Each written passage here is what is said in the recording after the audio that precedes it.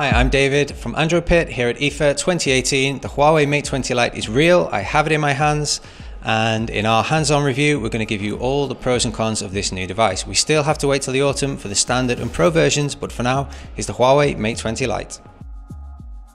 Compared to the previous generation, the Mate 20 Lite changes its style and adopts more elegant materials. A shiny glass body with a double camera in the center, flanked by a flash and followed by an easily accessible fingerprint reader.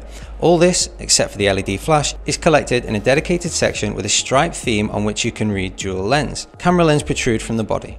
On the front with the screen off, the shapes of the Mate 20 Lite resemble those of the Mate 10 Lite, but when you activate the display, you will immediately notice the intruder, the notch. It houses the two front cameras and the speaker. Along the bottom edge, it houses a USB Type-C port, another upgrade over the Mate 10 Lite, a speaker and a mini headphone jack.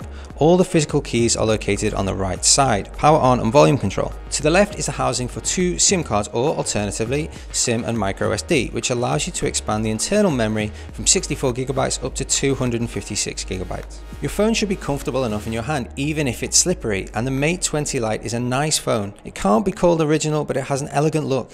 On the pre-production unit that I tested, I found some problems in the assembly of the body that rose to the right compared to the metal frame. Hopefully this is an exception. The Mate 20 Lite features a 6.3-inch display with a resolution of 2340 by 1080 pixels, resulting in 409 ppi. The full view display in 19.5:9 format occupies 81% of the front panel and houses the notch, which can be deactivated by the settings. The Mate 20 Lite is a cold display, where the white tends to be a bit blue, and the colours such as yellow and green are not represented at their best, as opposed to shades such as red and fuchsia. You won't be disappointed by the brightness, and despite the presence of the notch and the diagonal of 0.4 inches higher, the experience is virtually the same as offered by the predecessor. Android 8.1 Oreo with security patches updated to the 1st of July 2018 is running on the Mate 20 Lite. You will find the features that we have already seen on the devices of the brand, Twin App and facial recognition for example, App Lock, private space and so on. The user experience is good, although I found some crashes with apps like Instagram and Facebook when switching between apps with different open services in the background. The difference between this and the top of the market is clear, but overall the Mate 20 Lite offers a fairly fluid experience. In addition to NFC, there's also FM radio. Turning on the Mate 20 Lite, we find a Kirin 710 octa-core processor. This is the new chip that was announced in mid-July, and it's already integrated in the Huawei Nova 3i. It's also the first processor by the Chinese company with a 12nm production process. The GPU is a Mali G5, also 1.3 times more optimized than the Kirin 659. The phone sports 4GB of RAM and 64GB of internal memory, expandable via USB, unless you decide to use your smartphone with two nano SIM cards. Games like Asphalt 8 run well, but you'll feel the body overheating at the height of the photographic compartment. During the calls, I didn't find any problems with the sound, and the device worked well without any problems even on the metro. There are 4 cameras integrated on the Mate 20 Lite. On the back we find a 20MP lens and a 2MP lens.